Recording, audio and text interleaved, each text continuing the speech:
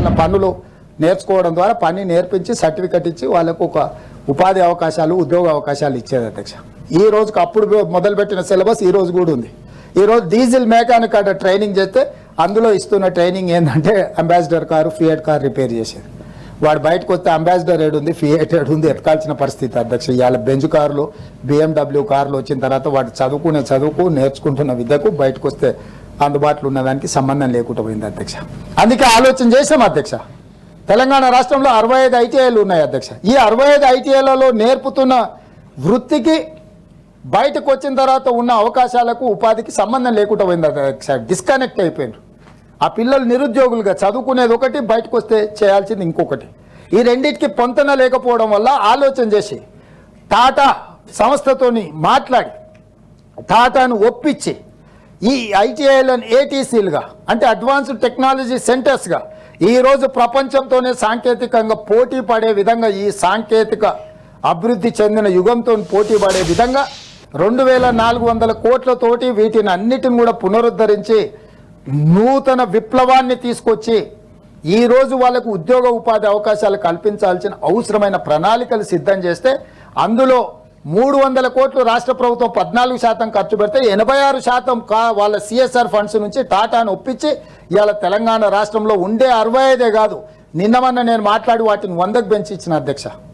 ప్రతి నియోజకవర్గంలో ఒక ATC అడ్వాన్స్డ్ టెక్నాలజీ సెంటర్ ద్వారా గ్రామీణ ప్రాంతాలలో ఉన్న నిరుద్యోగ యువకులకు శిక్షణ ఇచ్చి ఉద్యోగ ఉపాధి అవకాశాలు కల్పించి ఈ దేశంలోనే కాదు పక్క దేశానికి కూడా మన వృత్తి నైపుణ్యం ఉన్న వాళ్ళని పంపించాలని ఆలోచన చేసి ఈరోజు ప్రయత్నం చేస్తున్నాం అధ్యక్ష. టాటా కంపెనీ చేపట్టిన గొప్ప పనినైనా ప్రతిపక్షాలు అభినందిస్తాయని నేను ఆశించిన అధ్యక్ష. గవర్నర్ గారి ప్రసంగంలో ఇవన్నీ ఉన్నందుకు అరే ఇదైనా మంచి కార్యక్రమం. ఈ అడ్వాన్స్ టెక్నాలజీ సెంటర్స్ని మేము వెల్కమ్ చేస్తున్నాం. దీన్ని ఇంకా మనం వేగంగా చేసుకోవాలి అందిపుచ్చుకోవాలని చెప్పి ఉంటే నిజంగా వాళ్ళని అభినందించి ఉండేవాళ్ళం అధ్యక్ష. సరే వాళ్ళ ఆలోచన వాళ్ళది. అదేవిధంగా అధ్యక్ష సివిల్స్ మీరు ఏ ఆఫీసర్లైనా చూడండి బీహార్ అత్యంత వెనుకబడ్డదని మనం చర్చించుకుంటుంటాం అప్పుడప్పుడు. కానీ ఈరోజు చాలామంది IASలు IPSలు IFSలు IRSలు మనం చూస్తే బీహారు ఇతర రాష్ట్రాల నుంచి వచ్చిన వాళ్ళు మన దగ్గర ఉంటారు. ఆంధ్రప్రదేశ్ తెలంగాణ నుంచి ముఖ్యంగా తెలంగాణ నుంచి IASలు IPSలు IFSలు చాలా తక్కువగా సెలెక్ట్ అవుతున్నారు అధ్యక్ష. ఎందుకంటే కోచింగ్ సెంటర్లు ఢిల్లీలో ఉండడమో లేకపోతే మన దగ్గర IT నిపుణుల కింద IT రంగంలో విదేశాలకు పోవాలనో రకరకాల కారణాల చేత మనం ఫోకస్ పెట్టలేకపోయినాం. కానీ మా ప్రభుత్వం వచ్చిన తర్వాత సివిల్స్లో మన వాళ్ళు ఉండాలి. ఈ దేశ భవిష్యత్తే IAS IPS అధికారుల చేతుల్లో ఉన్నది కాబట్టి మన తెలంగాణ బిడ్డలు కూడా IASలు IPSలు కావాలి, డాక్టర్లు లాయర్లు కావాలని ఒక ఆలోచనతోటి IAS IPS ప్రిలిమ్స్ పాస్ అయిన వాళ్లకు రాజీవ్ గాంధీ సివిల్స్ అభయాస్తం పథకాన్ని ప్రవేశపెట్టిన అధ్యక్ష. దీనికి సంబంధించి సింగరేణి సంస్థ కార్పొరేట్ నిధుల నుంచి ప్రిలిమ్స్ పాస్ అయిన వాళ్లకు తలా ₹1,00,000 నగదు ఇచ్చి భుజం తట్టి అభినందించినాం. మెయిన్స్కు సెలెక్ట్ అయిన వాళ్ళకు మళ్ళీ ₹1,00,000 ఇచ్చినాం. ఇదే కాకుండా ఢిల్లీకి వెళ్ళి కోచింగ్ సెంటర్లలో కోచింగ్ తీసుకునే వాళ్ళకి ఢిల్లీలో వసతులతో పాటు మన పిల్లలు సెలెక్ట్ కావాలని చెప్పి వాళ్ళకి ఏ రకంగా ప్రోత్సాహాన్ని ఇవ్వాలనో వాళ్ళందరినీ పిలిచి జ్యోతిరావు పూలే ప్రగతి భవన్ అని ఆనాడు పిలిచే జ్యోతిరావు పూలే భవన్ పిలిచి నేను ఉప ముఖ్యమంత్రి గారు మంత్రులందరూ వాళ్ళని వెన్ను తట్టి వాళ్ళకు నగదు బహుమతిగా ఇచ్చి ఈ నగదు అనేది టోకెన్ అధ్యక్ష. మేము ఇచ్చే ₹1,00,000 2,00,000 వాళ్ళ జీవితాలను పూర్తిగా మార్చేస్తుందని నేను అన్నాను. మా కన్సర్న్ ఈ ప్రభుత్వం మాది మా పట్ల సానుభూతితో ఉంది, మా ఎదుగుదలని ప్రభుత్వం కోరుకుంటుంది అని ఒక అభినందించడానికి పిల్లలకి ఏముంటుంది అధ్యక్ష? ప్రోత్సహించడమే. మనం పెద్దలుగా మనం వాళ్ళని ప్రోత్సహించి భుజం తడితే వాళ్ళకు కాన్ఫిడెన్స్ లెవెల్ పెరుగుతుంది అధ్యక్ష. ఆ సివిల్స్కు ప్రిపేర్ అయ్యే వాళ్ళ యొక్క కాన్ఫిడెన్స్ లెవెల్ని పెంపొందించడానికి ప్రభుత్వం రాజీవ్ గాంధీ సివిల్స్ అభయాస్తం పథకాన్ని తీసుకొచ్చి సెలెక్ట్ అయిన వాళ్ళందరూ కూడా తలా ₹1,00,000 2 విడతలుగా లక్ష ఇచ్చి వాళ్ళని ప్రోత్సహించే పథకం తీసుకొచ్చినాం అధ్యక్ష యువకుల కోసం. అదేవిధంగా అధ్యక్ష తెలంగాణ ఉద్యమం పార్లమెంట్లో మీరు ఎంత కొట్లాడినో తెలంగాణ సమాజం అంతా చూసింది. మొట్టమొదటి 69 తెలంగాణ ఉద్యమం పాల్వంచలో ఒక చిన్న బంట్రోతు ఉద్యోగంతో మొదలైన ఉద్యమం. మొదటి ఉద్యమం ఎక్కడికి వెళ్ళిందో మీకు తెలుసు. మళ్ళీ తెలంగాణ ఉద్యమం కూడా చుట్టూతో తిరిగింది నిరుద్యోగ సమస్య మీదని. తెలంగాణ సాధనలో కాకతీయ ఉస్మానియా యూనివర్సిటీల పిల్లలు ముందు బాగానే నిలబడి ఏ విధంగా అమరులైనరో నేల కొరిగినరో మీకు తెలుసు. ప్రధానమైన సమస్య నిరుద్యోగ సమస్య.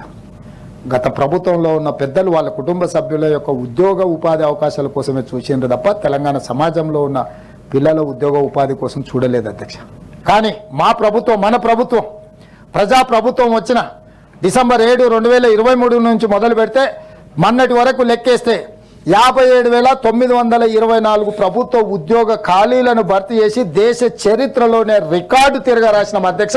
దేశంలో ఏ రాష్ట్రం కూడా, నేను కాంగ్రెస్ పాలిత రాష్ట్రాలలో కూడా మొదటి 15 నెలల్లో 57,924 ప్రభుత్వ ఉద్యోగ ఖాళీలను భర్తీ చేసిన చరిత్ర లేదు. నేను గర్వంగా చెప్పుకుంటున్న, దేవుడిచ్చిన ఒక గొప్ప అవకాశంగా మా మంత్రివర్గ సహచరులు మేమందరం భావిస్తున్నాం అధ్యక్ష.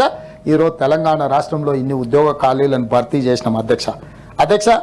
కేంద్ర ప్రభుత్వం చేసిన సర్వే గత ఏడాది 2023 జూలై నుంచి సెప్టెంబర్ వరకు నిరుద్యోగ రేటు 22.9% ఉంటే 2024 జూలై నుంచి సెప్టెంబర్ వరకు 18.1% తగ్గింది అధ్యక్ష. ఈ సర్వే కేంద్ర గణాంక శాఖ నిర్వహించిన లేబర్ ఫోర్స్ సర్వే అధ్యక్ష. తెలంగాణ రాష్ట్రంలోని దేశం మొత్తం మీద నిరుద్యోగ సమస్య పెరిగిపోతే తెలంగాణ రాష్ట్రంలో నిరుద్యోగ సమస్య 22.9 నుంచి మన ప్రభుత్వం ఏర్పడిన తర్వాత 18.1% తగ్గించి దేశంలోనే ఈరోజు నిరుద్యోగ సమస్యను తగ్గించిన రాష్ట్రంగా తెలంగాణ, నియంత్రించిన రాష్ట్రంగా తెలంగాణ రాష్ట్రం ముందు బాగానే నిలబడ్డదని నేను ఈరోజు చెప్పదలుచుకున్నాను అధ్యక్ష. అదేవిధంగా అధ్యక్ష, ఇక్కడనే సీతక్క గారు ఉన్నారు. అంగన్వాడీకి సంబంధించిన పోస్టులు 14,236 తొందరలోనే భర్తీ చేయడానికి ప్రభుత్వం నిర్ణయం తీసుకున్నది అధ్యక్ష. అదేవిధంగా ఈ గ్రామ పరిపాలనా అధికారులు GPO 10,954 పోస్టులను వివిధ శాఖలలో ఉన్న వాళ్ళని కూడా తిరిగి మొత్తం అందరినీ చేసి గ్రామ పరిపాలనా అధికారులను కూడా నియమించాలనుకుంటున్నాం అధ్యక్ష.